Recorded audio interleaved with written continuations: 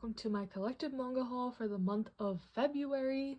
This will just be me opening all the packages I get throughout the month as always. And to start, as always, we have some pre-orders from Barnes & Noble.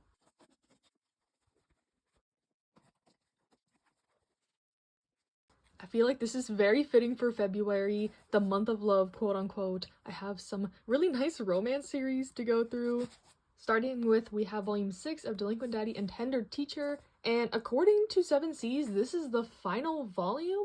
I haven't been able to find much information about the series in general, so I'm not sure if that's true, because technically this series is already a spin-off, like the 4-leaf clovers. It's kind of confusing. It's like Dokusei, where there's like multiple parts, but 7 Seas has lumped them all together into like one consecutive series, if that makes sense. So if you know any info about continuations of the series, please let me know, because yeah, I feel like this is gonna be bittersweet. This is such a cute romance between an elementary school teacher and one of his students' dads who he knew in high school, and they reconnect later in life, and I think their relationship is just really realistic, and I like a lot of the discussions in this. So yes, highly recommend.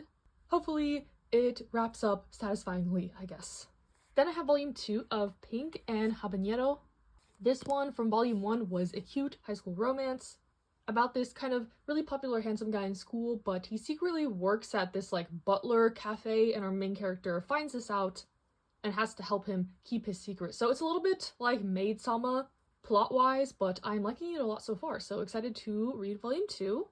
Then I have volume 5 of The Fragrant Flower Blooms with Dignity, one of my favorite series ongoing right now. I'm caught up with the chapters on K-manga, so this physical release is gonna be a reread whenever I get to it.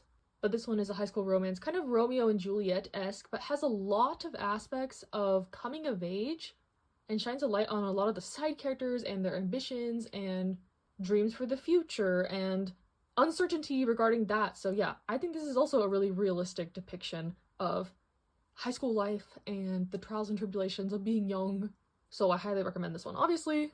And of course we have volume 11 of A Condition Called Love, another one of my favorite series. This one's another high school one about kind of a hopeless romantic and a girl who never had really thought about love, so their ideas about love are very different and they're trying to come to a good balance. And in the more recent volumes, the drama has really ramped up, and I'm a sucker for these characters and can't wait to read more of their journey together. Speaking of, Barnes & Noble had another pre-order sale, and I made a huge order until like December this year, like all my pre-orders. So the Barnes & Noble packages are not going anywhere, obviously. I think I pre-ordered up to like volume 15 of A Condition Called Love, so I'm in this for the long haul. I'm glad they finally did another sale though. I think the last one was in like September, and I ended up missing a couple volumes that came out, which is kind of sad. Now I have to buy them elsewhere or wait for like a triple point sale, because Barnes & Noble doesn't really do sales on manga explicitly. They have in the past, like buy one get one 50% off type situation, but they haven't done that in a long time. So the pre-order sales are like the only places where I can get a good deal, in my opinion. So that's my little romance manga haul, I guess. But I also got volume 4 of the light novel for The Apothecary Diaries. I know season 2 is airing right now, so been seeing a lot of buzz about The Apothecary Diaries. I love the series so much. I love the anime, I love the manga. I've only just started dabbling into the light novel. I'm like halfway through volume 1, but these volumes are very thick. And there's a lot of volumes. When I was doing my pre-ordering, I didn't know they were in like the teens for the light novel, so a lot more Apothecary Diaries content to come. I'm not sure how this corresponds with the manga, like where it is in terms of the manga, so I guess we'll find out once I read more of this. But with series like this where I read the manga multiple times, I watched the anime, I don't want to rush into like another form of the medium because I don't want to get burnt out on the story. Like, I've revisited the beginning part of the story so many times that I don't want to get annoyed by it and be like, okay, flip the next page, okay, I already know what happens. So there's only a couple series that doesn't matter to me, like Cherry Magic. Like, I've watched the drama, I've watched the anime, I've, read the manga multiple times. I think there's like a stage play coming out. There's a Thai version of the drama. Like, it's a lot. But yeah. Anyways, The Apothecary Diaries, excited to read more into the light novel. I think I've pre-ordered up through volume 6. That's where I was like, okay, I need to read at least this far before I get more. So yes, that's it for today, and I'll see you when I get the next package. Hello, we have some Barnes & Noble packages for today.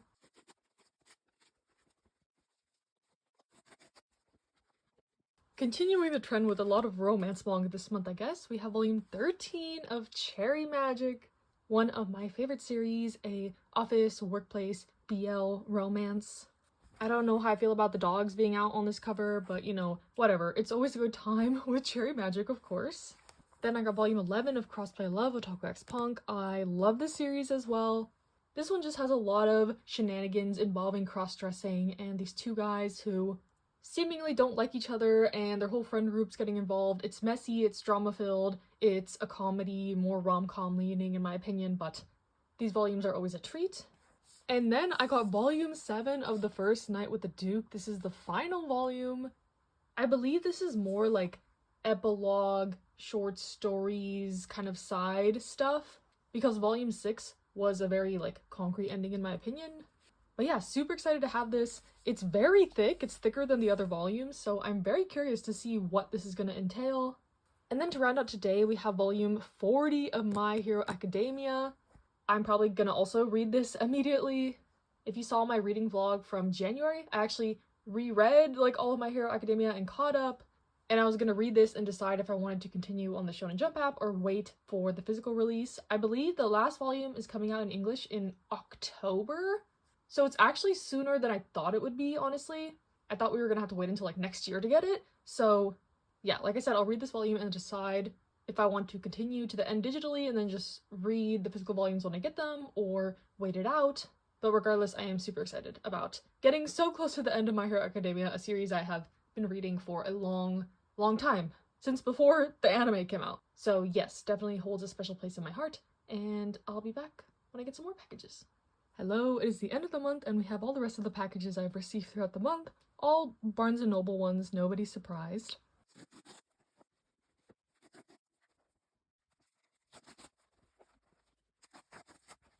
Starting with, honestly, we have the Piece de Resistance, Volume 7 of Villains Are Destined to Die, one of my favorite series. So happy to have this volume. Yen Press also just announced that the light novel is coming out in August. It'll be 5 volumes. I didn't realize the light novel was completed, like the source material for this, so I'm really excited to read that because the manhwa comes out a little bit slowly and I don't know how far it is into the story. So yes, this is my favorite like villainess, isekai type story. It is so good in my opinion. I highly recommend. And then kind of in the same vein, I got Why Ray Leona Ended Up at the Duke's Mansion Volume 3. If you saw my recent Volume 1 try vlog, I tried Volume 1 of this. I really enjoyed it, and I ended up buying the rest of the volumes at the store for my birthday, which was on Tuesday, but they didn't have Volume 3, so I just went ahead and ordered this one. So yeah, super excited to dive more into the series. It's an isekai one where our main character kind of has to strike up a deal with this more shady noble guy, and I really like the vibes from Volume 1. Sticking with the isekai theme, we have Volume 1 of the light novel for I'll Become a Villainess Who Goes Down in History.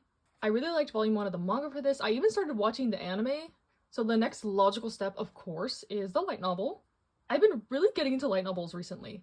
This year, I've already read like 5 or 6 volumes, so yes, that's why I'm really excited for Villains Are Destined to Die. But this one is about a girl who gets isekai'd and she wants to become the best villainess ever, but her villainous plights are kind of naive, kind of childish, so everyone around her just finds it endearing, and yeah, I've really liked the story so far, in other iterations. Another piece de resistance, I guess we have Volume 2 of the guy she was interested in wasn't a guy at all. Of course, the manga that has taken the world by storm. The green gays are everywhere. I can't escape them on my Twitter. I've seen spoilers for recent chapters, like everyone is in a frenzy, everyone loves this. And for good reason. I really enjoyed Volume 1. About these two girls in high school bonding over music, I guess you could say. But it's really sweet so far. The art is gorgeous, and I love the kind of green accents of the pages and stuff like that. So yes, top tier. I know Volume 3 just came out in Japan, so we're not like too far behind the Japanese release. So yeah, and also they announced an anime for this. Like, it is blowing up for good reason, like I said. So yay, super excited to read this Volume 2. Then I have Volume 4 of Hirayasumi, a lovely slice of life story, kind of coming of age drama. It's always a treat to read one of these volumes. It's very like comforting, gives you the warm fuzzies, so yeah, I do really like this series. Then we have Volume 9 of Oshinoko, another series that I've been highly enjoying. I can't believe we're only like a little over halfway through the series because so much is always happening. This one is kind of a like thriller mystery about the entertainment industry, and the last couple volumes I've just been thinking were so good. I think I had some in my 24-hour reading vlog that I was talking about, but yeah, super excited to read this volume. And then another volume I received this month that I unboxed in my volume 1 try vlog because I knew this was in the box and I wanted to read it for that video was Fall in Love, You False Angels volume 1, and I read this one in my reviews in that video, but I really enjoyed this volume 1. It's about these two, like the class president and the vice president, seemingly perfect students, super kind, everyone loves them, but in their personal lives they're a little bit more rough around the edges. I wouldn't call them delinquents, but just not as like perfect and posh as they portray themselves to be. So I found their dynamic really interesting. I love the art and can't wait to continue with this one. So actually, while I was filming this clip, the doorbell just rang and I got another package. So let me just throw this in there. A little something different. This one's from Alibris, not Barnes & Noble. But like I mentioned before, I did do a manga haul for my birthday. That'll be a separate video because I also went to an artist alley and stuff. But this box I ordered from Alibris was kind of all the stuff I was wanting to get in person, but they didn't have. So this is kind of a filling in gaps order. But we have volume 6 of Tamon's B-side. I just missed the pre-order for this one, but I'm really enjoying this story so far about this idol and his fan who becomes his housekeeper and finds out that his personality is not the same as his kind of on-stage persona. And you also come to learn that his other like bandmates also have kind of different personalities, so kind of similar to Fall in Love, You False Angels, but I love idol-based stories, so this one is right up my alley, of course. Then I got volume 7 of the light novel for My Happy Marriage. I read volume 6 this month. My review will be in my monthly reading log. But the past couple volumes had been kind of dragging for me, so I wanted to catch up to what I had to see if I wanted to continue. And I'm glad to announce that I did decide to continue, so we'll read volume 7 and see how I like it. This one is a political fantasy romance. The second season of the anime is airing right now. It's very popular. I also am reading the manga, so yeah, I'm glad that the light novel kind of improved for me, I guess, with volume 6 especially. Then I got volume 2 of Purposes Attract. I read volume 1 of this in my volume 1 try vlog and I really enjoyed it. I feel like a broken record. I'm just saying I really enjoy this one. I really enjoy this one, but obviously I do because I buy the volumes. So this one is about two dog owners kind of getting to know each other and the personalities of themselves and their dogs, and yeah, just super cute. I pre-ordered volume 3, so of course I needed to get volume 2 that I missed the pre-order on, which is the same situation with volume 2 of Beware the Villainess. This one is an isekai one where our character gets isekai as a villainess, but she realizes that all the love interests for our main character are terrible, so she's making it her mission to kind of get rid of them, and I think this is kind of a fun premise in the villainess genre, so had to pick it up, of course. And then now truly the last thing in this haul is The Metalhead Next Door. So this is a one-shot by Sublime. I don't own very many Sublime manga, but I had just been seeing so many reviews about this on Instagram.